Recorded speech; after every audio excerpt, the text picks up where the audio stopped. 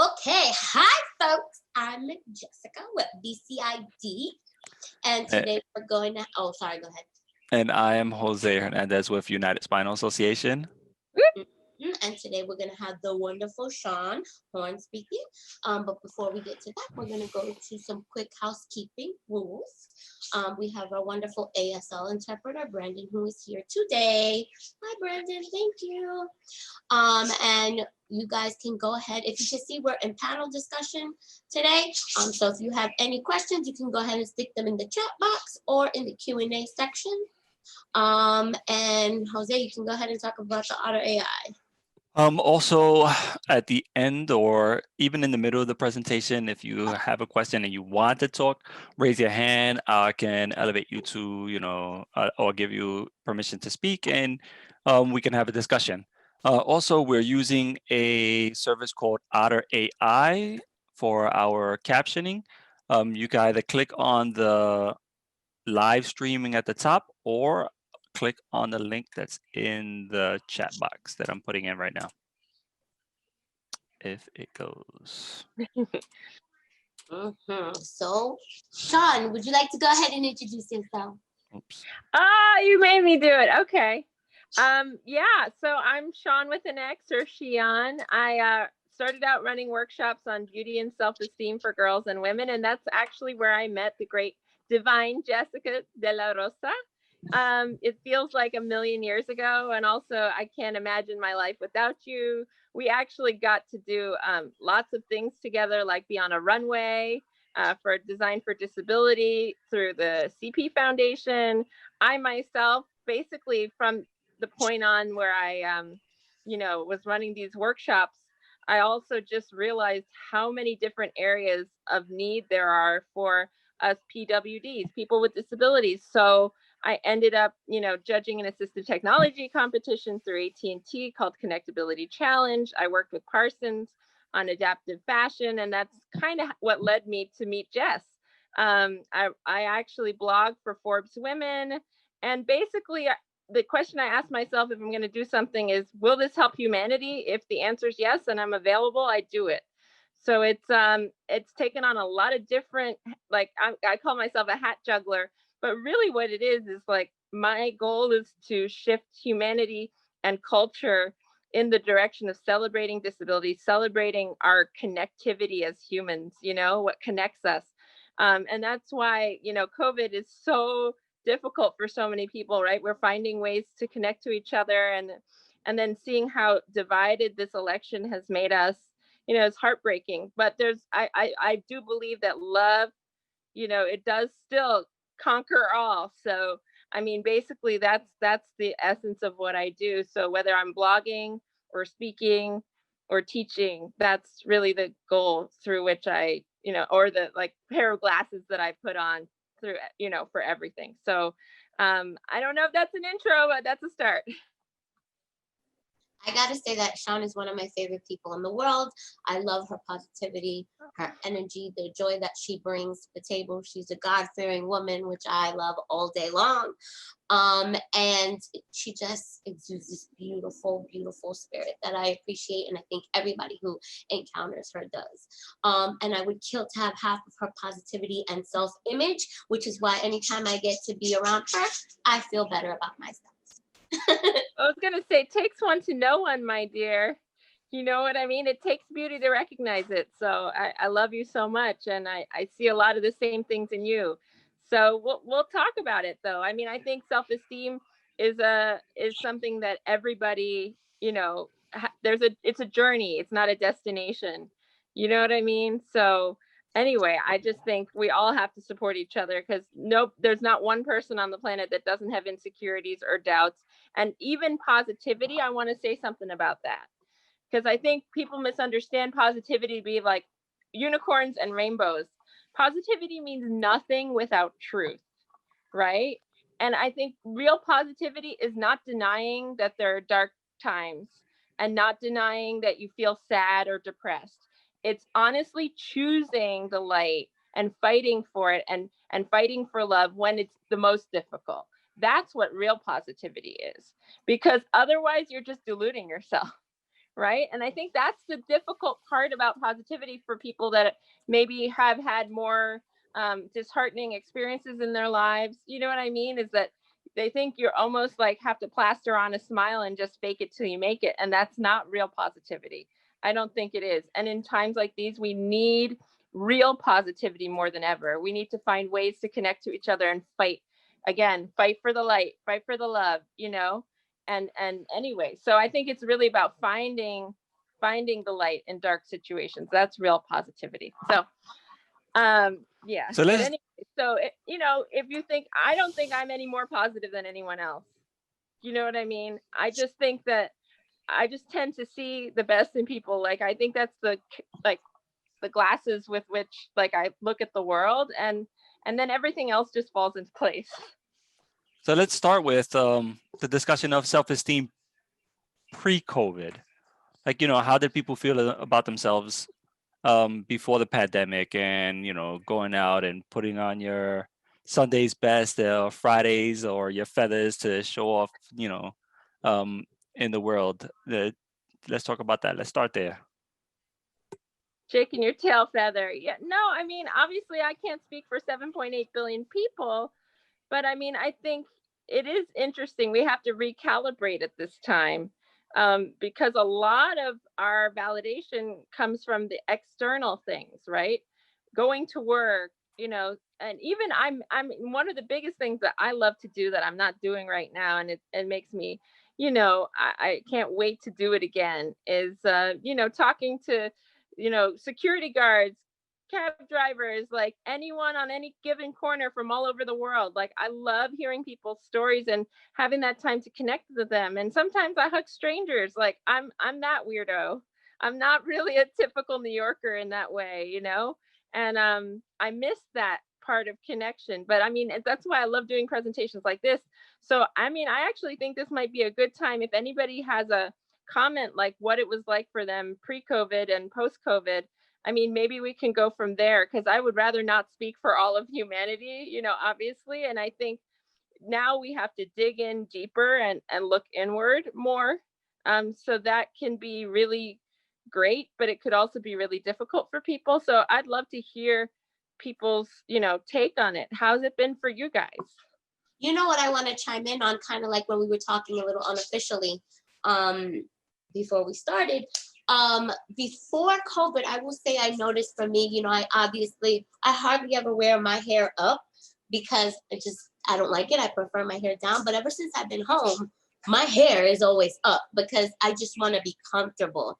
And I noticed, again, what we were saying earlier, I feel a little bit more free now because of COVID, but I also feel a little losing myself, if that sound makes any sense. Like I'm losing the part where I get up and I put my eyebrows on every day, and I put my bra on every day, and I just go and I take on the world. But then I also don't feel like I'm trying to impress anybody. I'm comfortable in my own skin more so now. Right. There's more freedom, but on the other hand, there is some beauty to structure. You know, maybe that's the thing, is like, we're kind of all like free, let loose, and it's wonderful. But it is true. Like, I'm grateful for presentations like these, because it's not like I'm wearing this to sleep, you know. I mean, I should actually, it's really comfortable, but you know what I mean? Like, I think I enjoy, for example, like I told you, I only really see my parents, because that's kind of how I'm going to be able to see my senior parents, is staying home.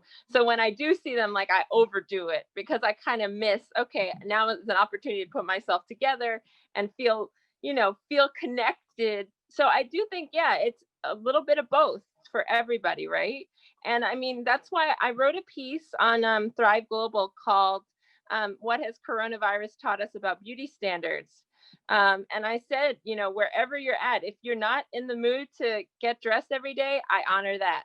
If, you know, getting dressed every day, putting your makeup on just for you is getting you through this, that's great too. Like, I think there are no rules to this. You kind of make your own, because everyone's on their own, unless you're with family or you're, I don't know, just starting out dating. Maybe you don't let go as much, but like, you know what I mean? But for us, you know, people who are really on our own, like I'm single. So, it's me and my roommate. She sees me in all kinds of conditions, and I can't believe that she hasn't like run away screaming yet. But yeah, no, but that's, I think, a normal thing, you know, that it's going to be different for everybody, and everyone's situation is different, you know.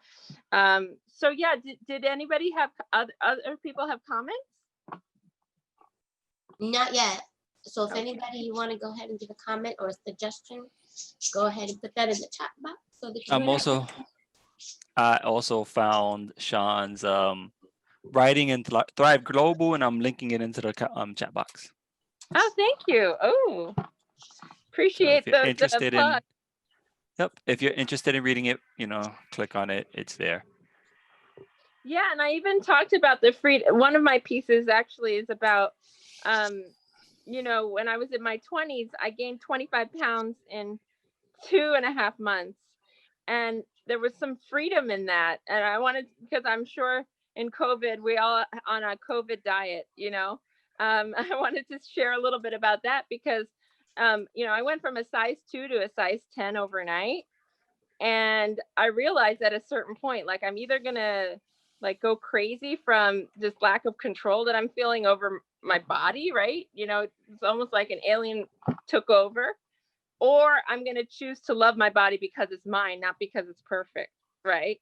So there was some freedom once the 25 pounds packed on, because my body was so far from my ideal in my head. You know, I already thought at size 2 that I was fat. So going, you know, and it's so crazy when you think about it, like, you know, so this is part of why I do what I do, is that it's, you know, this work is really about how do we embrace ourselves, and how do we, like, for example, you mentioned being a woman of faith. The thing is, how can we accept God's love if we don't know that we're lovable?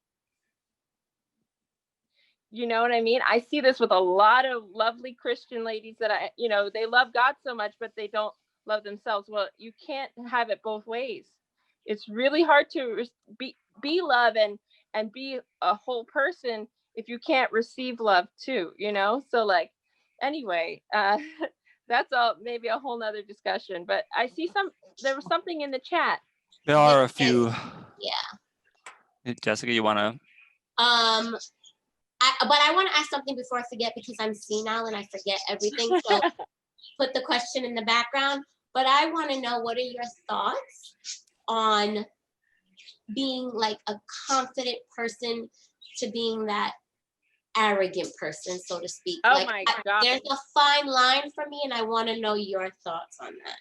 Well, I think you can be confident with humility, you know. I think, you know, feeling great about yourself doesn't mean putting anyone else down. I think that's where the line of arrogance is, like, where you think you're better than anyone else. You know, you're not, nobody's any better or worse than anyone else, but you can say, wow, you know, like, for example, I love your bun. So, you know, you can say at home, like, I love my bun. Like, you know what I mean? Whatever it is, even if it's that, to me, confidence and arrogance, there, I mean, there's a big difference. A confident person is secure, so they don't need to put them, you know, someone else down to feel, you know, valid or beautiful. You know what I mean? So I think a confident person uplifts other people, whereas an arrogant person is like, look what I got, look what I did, and it's not about you anyway. You know what I mean? Like, even when you're feeling yourself, like, that just means you show up in the world better and you can contribute better. But it doesn't mean, like, I think the biggest mistake we make is, like, when we compare ourselves to other people, comparison is important for one thing and one thing only.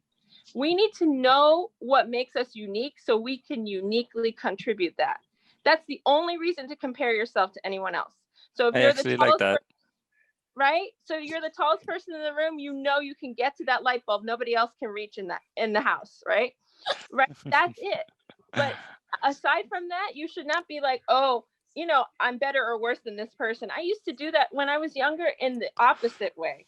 I would look at everybody and see so much beauty around me, and I'm like, well, Jessica's beautiful and she's so smart and she knows what she's doing and she knows what she wants to do with her life, and it would shrink who I was. I didn't realize, okay, she's awesome, she's contributing, now it's my turn to contribute in my way, right? You know something? I'm I want you to guilty of hold that. on. I want you to hold on to that thought, because I want to address that and I just want to get through these questions because I Yeah. really, really want to address that. Are you So say something? Are you trying to say something? Because I'm no, guilty. no. There's a lot of us here that are guilty of that. So I'm gonna just go through some of the questions so that we don't have to backtrack. Okay, wait. So Kathleen Collins asked, "Do you have a blog and or podcast?" You know what? Well, you can obviously. He just shared the Thrive Global contributions that I do, but there's I have a blog on Positively Positive that I haven't really used as much, but I have, I was on there for years, so I have about a dozen stories there, and yeah, I mean, actually, I've been working on a podcast, and I want to kind of bring it back in Zoom era. So hold that thought. To be continued. I will. But it's just, I learned a lot from trying to do the podcast, and I wasn't really happy with everything about the production, so I'm still learning. But yeah, I will eventually, definitely. And also, I mean, yeah, so there's Positively Positive Forbes. You can catch a lot of my thoughts. And I'm actually doing a piece for Allure, so on the beauty industry and disability, which should come out in December. But yeah, no, feel free to, I don't know, I guess I'm going to do some more writing just for you. Cool. She also wants to know, yes, Colleen, I will do that for you. She also wants to know if you have a Twitter handle and you have Facebook. Yes. What's your Twitter handle? It's just my name, Xian, okay, FOR, because this is me being an English major. I was like, I'm not using the letter 4. I mean, I'm not using the number 4. I'm not doing it. So anyway, Xian FOR beauty 83. And it's Twitter and Instagram are the same. So feel free to connect with me on either or both. Oh crap, I put it in the wrong thing. Hold on. That's okay. You put it on the panelist. I'm gonna read Christine's question. Go for it. Sure. It says, honestly, I am super confused about physical beauty and inner beauty. I feel like it's so hard to really find a balance in between. That is such a great comment. And I'm so excited to talk about this because the way that I run my workshops is really from an inside shines out perspective, meaning once we've done the inner work, then we can celebrate it outwardly. You know what I mean? I do think that obviously dressing up can make you feel better, but it's kind of like putting on like foundation, it just covers up. Whereas if you do the inner work first and then you find ways to celebrate that could be wearing your favorite color, by the way. And when I say celebrate that doesn't mean it has to be, you can't always get like hair and makeup done or whatever that is. But for me, it's, like we always start my self-esteem classes by talking about the things that hurt us. I think the inner stuff, that's with you forever because the outer changes all the time. We see this with COVID, right? And those 25 pounds I gained in 2.5 months, like you see that like the outer changes all the time. So, and so does the inner too, because we're always, there are things we're dealing with, there are things we're working on. But I think for me, the inner part is really how do you feel and how do you show up for friends and family? How do you treat people? Like that's the inner stuff. You know what I mean? Like I realized even during COVID that there were people that I had to forgive and had to forgive me. And so like I reached out to people I hadn't talked to in years because this is a time, right? We're in a life or death situation. I wanted to connect with some people I hadn't talked to in a really long time. So, and then people reached out to me and it was wonderful. But I think inner work for me, I mean, do you mean that you want me to define what the inner work is? Because to me, that's like, we are all beautiful, but feeling our beauty every day is the difficult part. So that's where the stuff that I do is, whether that's listening, I have a empowering playlist that I share with my students and it helps me too. Like when I want to, especially being, by yourself is like, sometimes I just, I still am working, but I could wake up just not feeling it. So then I put on the right music and I'm like, I'm ready to go. And so I think, the inner work, obviously you have to figure out what that is for you, whether that's meditation or prayer or whatever it is for you. I think that obviously the inner work is going to last a lot longer, and the outer work is just a way to celebrate that, to me. You To know, because I think if you only work on the outside, then you're going to have a problem at some point. You're going to hit a wall somewhere. Something won't work. You have to do both. You know what I mean? And I think the inner is where you're going to feel at peace or not, or whatever it is. But just being honest with yourself about what that is and trying to learn about yourself, that's the inner work. You know, uh, kind of, you know, every one of us has insecurities. So when we know how that voice works in our head, that's when we can start to ignore it or replace that voice with something else, something opposite, right? So if you have the feeling like I'm not good enough, for example, you know, working to put that opposite idea, like I am enough just as I am. I'm beautiful. Like there's nothing I need to achieve that's going to make me more beautiful, or you know what I mean? There's nothing that I need to do that make, but I do think there are certain things like just for fun that we can kind of cultivate that sense of beauty. Like for me, music is a big part of that. Or journaling. And if you're a writer, like I find like during this time, like I feel so good that I've been writing, because I was a writer who never wrote because I made excuses like I got to be here, I got to be there, I got to do this. And now what excuse do I have? I don't. yeah, So that's it's, great. yeah, So I'm just gonna read off the comment, and I'm gonna backtrack and sure. hit You another wanted to topic. hold on to, yeah, keep So us. Yesenia Torres, which you guys Hey, should know, I um, love you. Yesenia, oops. she took the opportunity during COVID to take care of herself and start exercising and uh, eating better, exercising, and it made her feel better about herself and the situation going around her.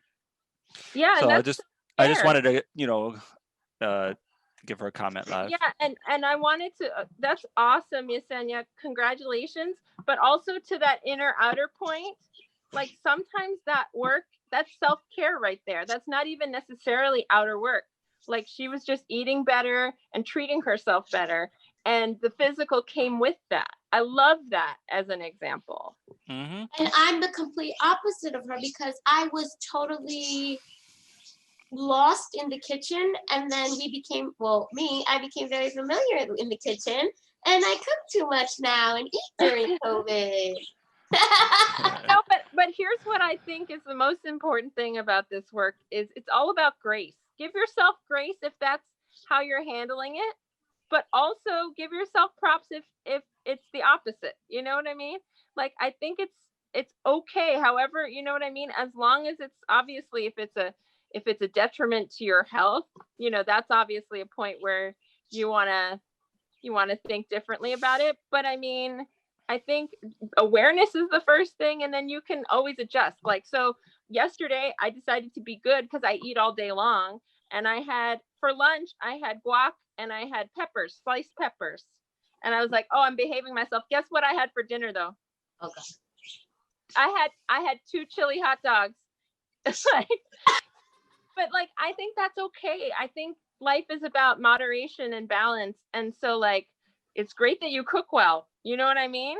I think there's nothing wrong with that. And it's wonderful if you're able to take this time and put that into the work that you want to do, Yesenia. I don't think there's any wrong way to do it, just as long as it's not impacting your health negatively. You know what I'm saying? I think Mm-hmm. So something we all have to work on, which was kind of the point Jose was saying, what you were saying earlier, I think, but I'm not speaking for you, is oh God, I lost it as it was coming out of my mouth. That's okay. Me and my senior moments. Like, not letting society stuff bring us down, kind of like I'm guilty at looking at other people sometimes and being like, damn, they got this, that's great. And then kind of making myself kind of feel about myself and, Yeah. and I let all the pressures of society just tear me down. Yeah. And So I want it to add makes, to that. I want yeah. to add to that because not all of us are born with a disability, and we struggle with that identity. Like I've been paralyzed for a long time, so I've gotten past mostly, that identity feature. Mhm. But from time to time, it creeps up, and you compare yourself to what you were before and what you could do before and how you looked before. I was tall. I was 5'11". I walked around. I was this tall, strapping young man, and now I'm I'm 4'6", You know, I well, always in a chair. right. No, and I talk about this all the time, you know, because Jess and I think I was very comfortable with my disability from a young age because I didn't know any different. But I always talk about how I think it's so amazing when people acquire disabilities, that identity shift is so hard. And, you know, even talking to George Gallego, as you know, he's a mentor now. He does these like Ironmans, you know, and he's this incredible guy. But he told me that he like gained 200 pounds, and like at one point he was really depressed, and but now he can use that to help other people, and he got through it. But I definitely think that's a huge, I mean, in terms of working on self-esteem, I'm so happy to hear that from you, Jose, because I'm always saying that men need this just as much as women. And like obviously my heart goes out. I think that is a totally different experience of disability, and I'm always conscious of that when I share my own story, because I'm like, look, it was easy for me because I didn't know any better, and I was an only child, so my parents just made me feel like the sun rose and set with me. And so like in a way, that self-absorption like created this like little bubble where I didn't, you know, I thought it was this terrible stereotype that, you know, people with disabilities feel bad and we're sad and all this stuff. And then I found out, obviously, you know, when I am now more familiar with like the institutional barriers and the social barriers and all those things. And to Jessica's point, I think there's so many external pressures, and especially about what it is to be a man or a woman, right? So you're talking about being 5'11", and you know, that's like, you know, there's a thing about being a tall guy in society that, you know, when you're not making eye contact too. I notice, for example, when I go, so I'm not a wheelchair user. For anyone who doesn't know me, I walk with 2 ski poles, right? So I'm used to being pretty much eye to eye with anyone that I'm passing in the street. When I'm on an, you know, in an airplane, airport, right? And I'm in the wheelchair going from, I notice nobody makes eye contact with me. I can't even if I'm trying, people just walk right past you, almost don't even notice you. And it is a completely different experience of moving in the world. So, so I feel that. Even when I go to doctor's appointments, doctors who are trained, they completely dismiss me and speak to my home care worker. And I'm the one answering you, but you feel that I'm not intelligent enough to make the decisions on my own. But that's a whole different topic. We're gonna stick to the beauty thing, and No, but that's an we important could go point. everywhere. Because I mean, I think that's also part of self-esteem, though. It affects your self-esteem because everybody wants to know that they have a voice, Yeah. right? They want to feel seen. They want to feel loved. You know what I mean? Like the thing is, I don't hear it as much as I used to. But I mean, how many times has anyone thought like, I just want to be like anyone else? That phrase, I just want to be like anyone else. As soon as I hear that, I know it's a lie. Why? Mm-hmm.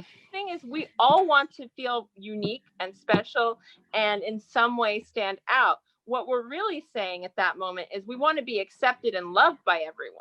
That's what we're really saying. Yeah.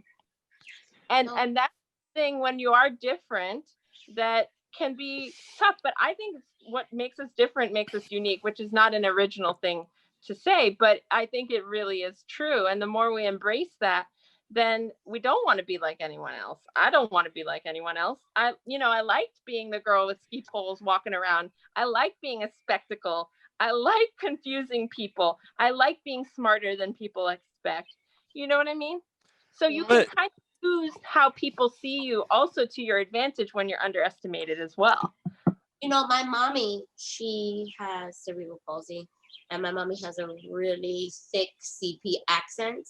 So it can be, you know, difficult to understand her. And the other day I was having a conversation with somebody with her. You know, my mommy can be very angry and a little on the rough side. But that's because I think spending her whole life fighting for people to just listen to her affected her self-esteem and how she felt growing up. I remember being a little kid and we would be at the doctor's, and my mom, she stutters a lot.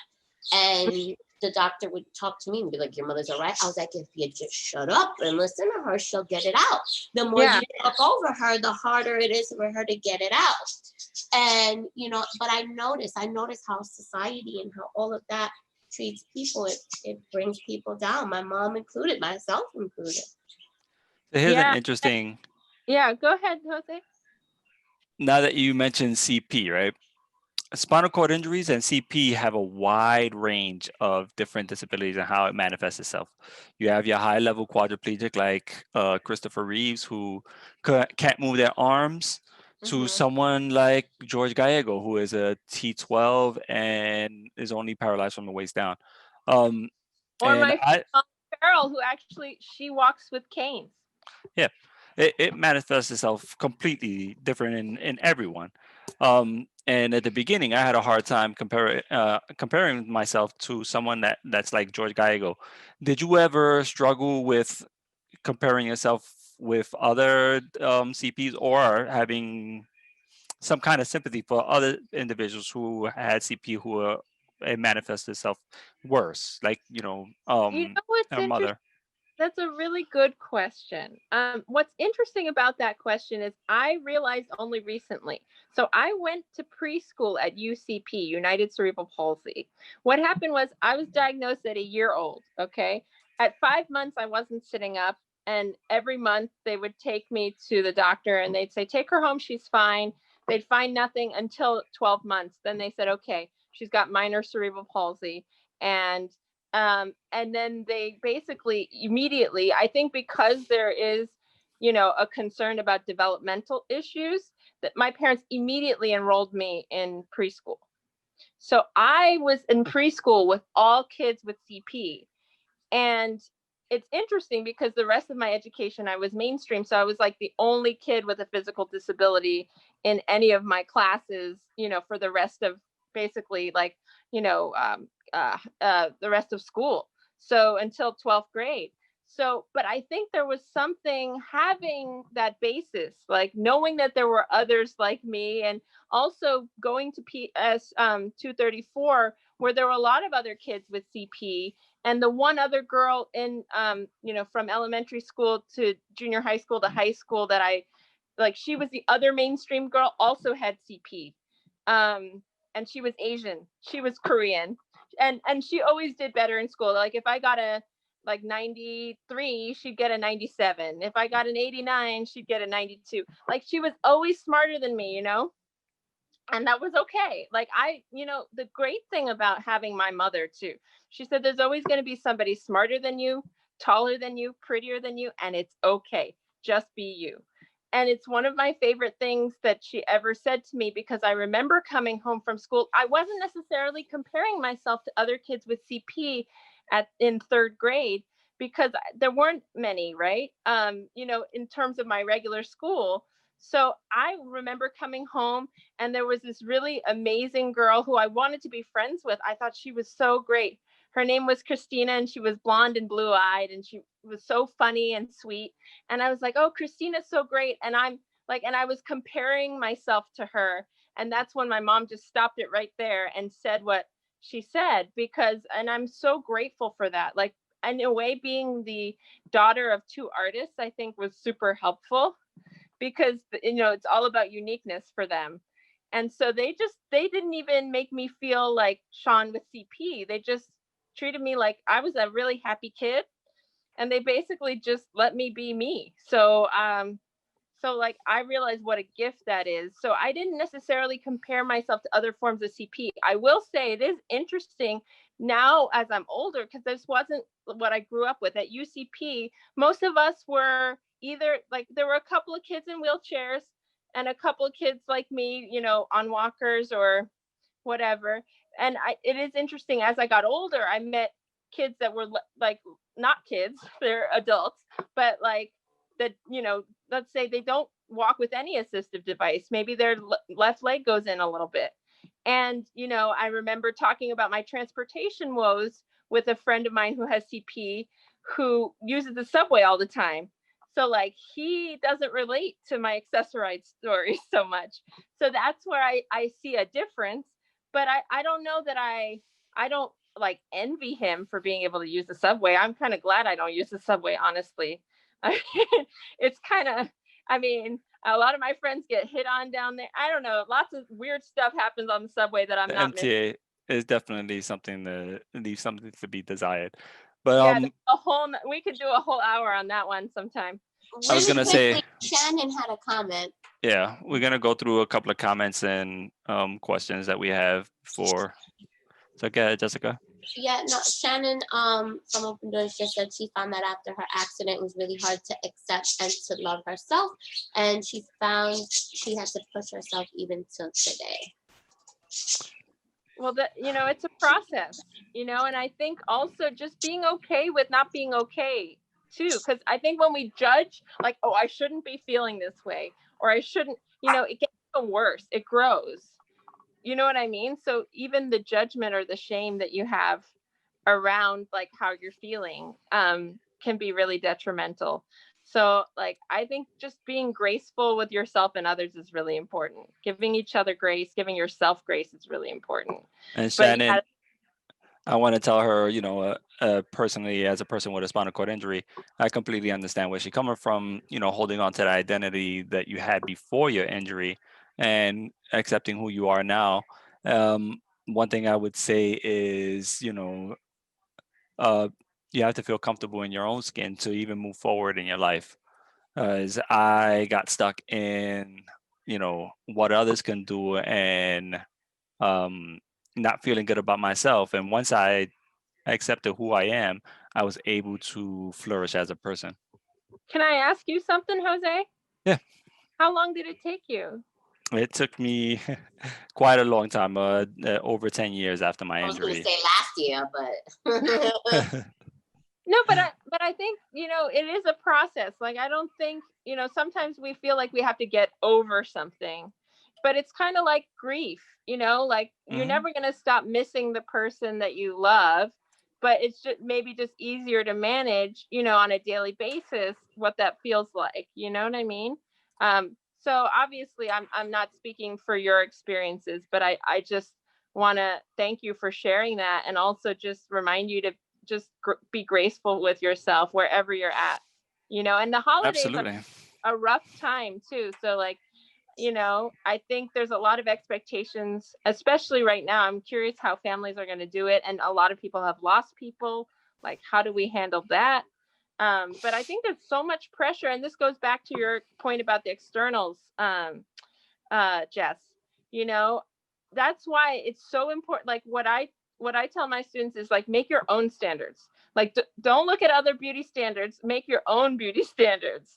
yeah. Like what makes you feel beautiful, you know what I mean? Something I'll tell you two things with all y'all really quickly. One is I always hated my feet. Me too. Always, like my brother would call them little SpongeBobs. I love your feet, by the way. They're great. But and you have them out. Like I feel like that is such. Now I never knew that about you, because you seem to always proudly have them, displayed. But I was gonna say that's because we had a blackout a couple of years ago. I think like in 2008. I just so happened to run downstairs to check the mail without my shoes or any socks on, and I ended up spending 2 days downstairs after the blackout. And I got used to wearing shorts and showing my feet because I mean it was in the middle of the summer. I couldn't go back upstairs to get anything to cover up. So that was it. Now I wear shorts loud and proud, and you'll see my feet all day long. I don't care. But sometimes it takes that thing to happen for you to make that change. And the same thing with my eyebrows. Okay, granted, I have tattoos now, right? Full disclosure. But before I had the tattoos, I would even be afraid to just go outside. Like if my house was on fire, I would joke, oh God, wait, let me put on my makeup really quick. And now I just I don't care. Like I feel more comfortable in my, and I'm still growing to today. The biggest thing I'm working on right now is my weight. I'm not quite there with the weight just yet, but it may take another something to happen before I'm okay with the weight. We support you. I know. But but it's so interesting, and kind of to Jose's question that I sort of answered and sort of didn't, about other people with CP. Like when I hear you talking about how you don't like your feet, and I had I had 2 decades of that. I had at least 2 decades of that, because I dragged my left foot, and also the way I CP as a verb, like I just walk differently. So my feet were always shaped differently than everyone else's. So like I was self-conscious about that. Or like if I get really excited, my toes will curl, Yeah. And so when I was a size 2, like no, and it's so annoying when I think back to it. When I was a size 2 with like no, what'd you call it? Like I mean, I had a great body. I mean, I still like my body today, but I'm saying it was a great body. The only thing I was focused on were those silly feet, because that's all I could see. And I was like, why can't, like now I'm like, why didn't I just enjoy, right? I should just, and again, making that decision to love your feet because they're yours, right, is really important. So, before I started my self-esteem classes, I actually, one thing I do when obviously not in COVID, is I actually get pedicures once a month. Because once I started getting pedicures, I got to tell you, I don't love my feet, but I like them. Yeah. That was a huge bit of progress for me. You know what I mean? Like actually showing my feet some love changed the way that I felt about it. So I would say to anyone that has a particular area that they're concerned about, like show that area your, love. So Well, Kathleen, she would borrow or want both of your feet. She says it in the comment. I saw that. She has no feet. You can have my feet anytime. They're Take yours. them, Kathleen. Take them, girl. What's mine is yours, Kathleen. Thank you. I have another friend. She has CP, and her hands are very spastic. And I remember one day she stopped going to get manicures, and one day she was really sad about it. And I was like, well, what's the problem? And the lady at the salon, because her hands were very tight, she just wasn't patient. Rejected? Yeah, and I went with her to the salon, and I put her damn hands on the table, and I was like, you're gonna do these nails, and you're gonna be patient, and you're gonna wait. There you go. There you go. Exactly. No, and I remember like confessing how I felt like in college to a friend, and she was like, you should get an anklet. Get an anklet. So, I mean, whatever the equivalent of pedicure or anklet is for you, whatever, and also now we have time alone, so we can really I think it also can be a problem though at the same time, because we can overanalyze. It's like if you look at yourself in the mirror too long, your face warps. Do you know what I mean? Of course. And so I think we often have a warped sense of our own beauty and our own strengths, because we're bored with ourselves. We're with ourselves 24 hours a day, right? So we often discount the things about us that are our best strengths, and maybe our sexiest, our sexiest body parts too. Why not?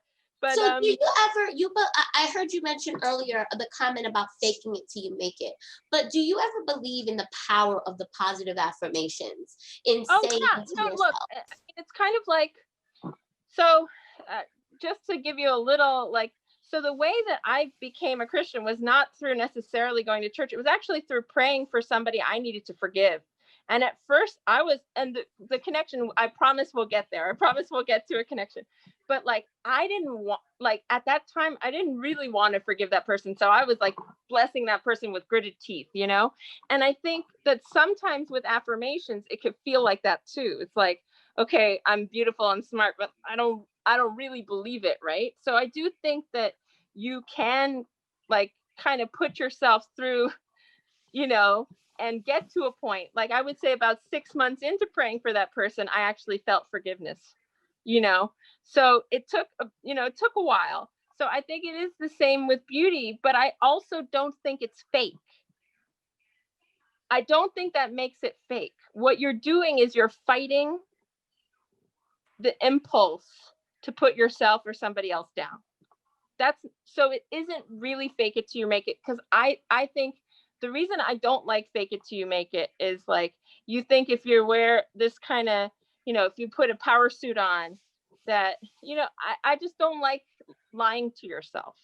But if you're conscious of why you're doing it, you're not lying to yourself. You're claiming what you want. You're claiming more of what you want. So I wanted more forgiveness and grace for this person that my heart at that time was hard. And I got to tell you, though, the more I would pray for this person, the more it would heal me.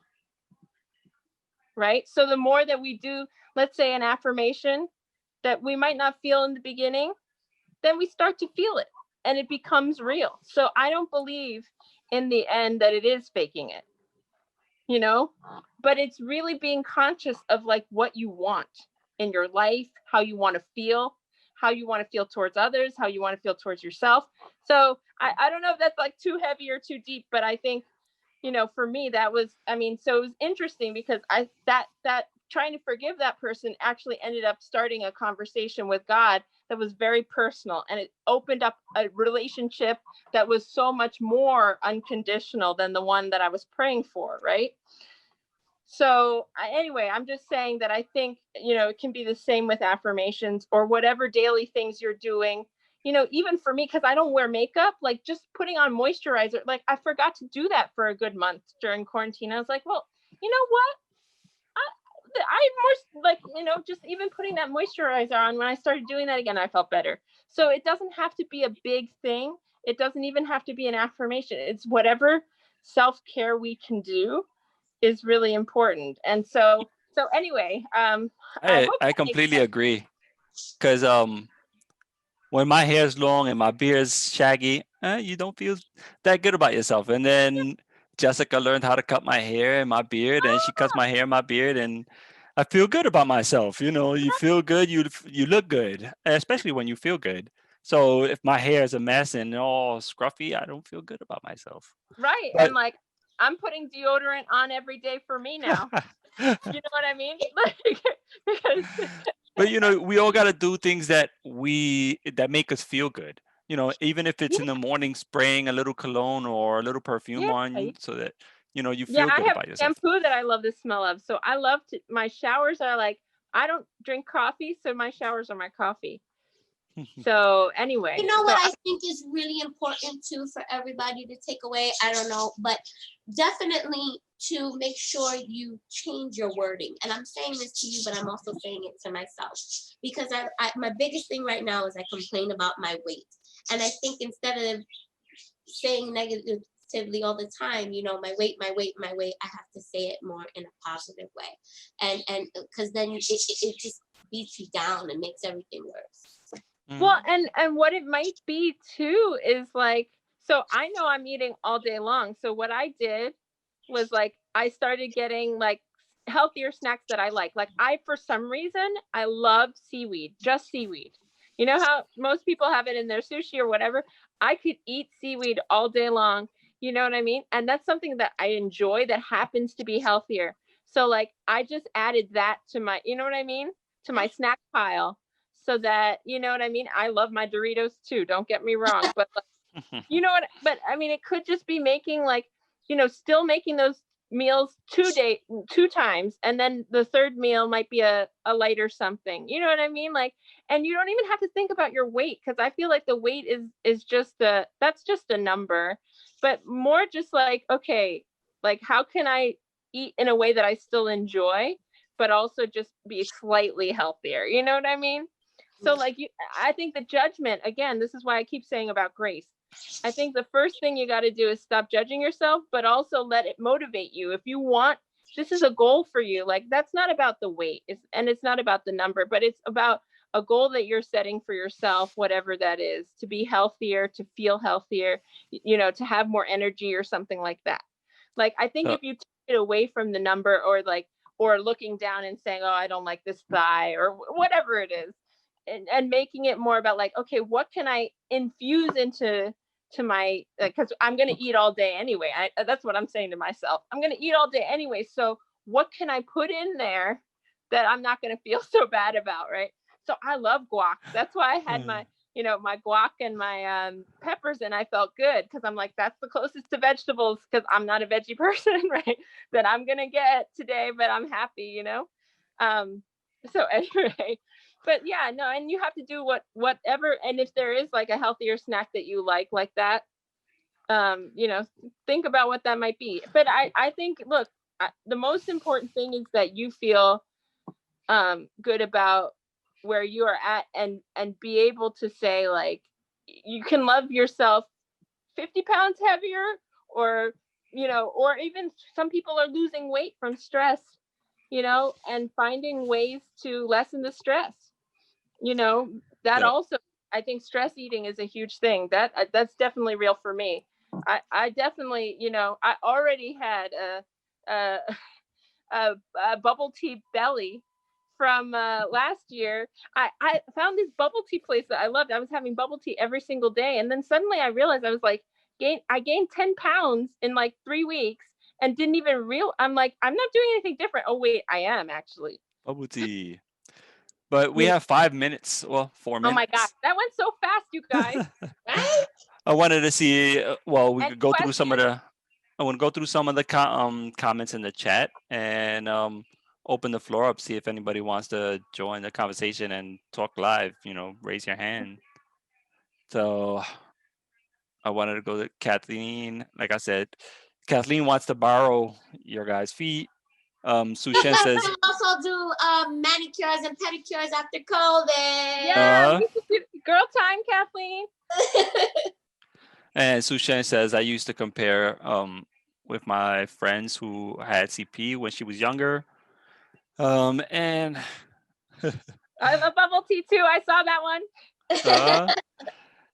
So, Yeah, but Kathleen says, I like this stuff right here that Kathleen says. She says, our brains are like computers. Bad data input leads to bad output. Positive data input leads to positive output. Results look good. Looks wow, good. Great. that's so simply said and so poetic too. Mm-hmm. It's true. And then programming your home for success. Plus, cute dog. I know, right? Oh, and really quickly, that Sushen fed me the other day. She made me some delicious dumplings. Oh, I love you. dumplings. You know what I miss, you guys? Soup dumplings. Have you ever had soup dumplings? Uh-huh. Now that's good stuff. Oh, yeah. wait, No, so just what you were sharing, like, first of all, thank you for being so honest. But I think first thing is I think the way you're gonna feel better and actually probably get to your goal weight is by loving your body, not by judging it. And you know what I'm saying? So I know I said other versions of that, but I just want to support you in that, because I think, I mean, anyway, I think it all starts with love. I'm the cornball here. It all starts with love, self-love. And actually, people are always saying, like, what's the meaning of life? I think it's very simple. I think it's learning to love well, to love God well, to love each other well, to love ourselves well. That's it. Yeah. That's all we're here to do. Everything else is noise, right? So, I mean, I don't think it's that complicated. I think we overcomplicate it because we overthink things. So talking about output, if the output is love-based, you're going to be in good shape. Yeah. So if there aren't any more comments and questions, suggestions. Yeah. Thanks. Anybody else not wearing a bra like me? No, I'm kidding. Oh, yeah. You can find Shawn. You can actually Google her name and you'll find her everywhere. But for those on here, we have one person. My PR, Jose. Yep. Shawn for Beauty 83. That's FOR, no number. XIAN FOR Beauty 83 on Twitter and Instagram. All right, guys. Thanks for joining. Be safe. Be well. Thank you, Shawn, so much. And God bless you guys. I love you so much. Anytime you want me back, I love just hanging out with you. So anytime. We loved it. If you have any additional questions or comments, you can reach Jessica and I at our emails. Yeah. Jessica's email is jdelarosa@bcid.com. And org. Sorry. Oh, Jay you De La see? Rosa at bcid.org, and I am at Jay Hernandez at unitedspinal.org. All right, thank you, Thank you. Sean, thank you, It was Brendan. so fun. It went too fast. I know. To be continued, though. We'll do it again, hopefully sometime. All right. I love All you right, guys. Love you. Thank you. take it easy. Bye bye.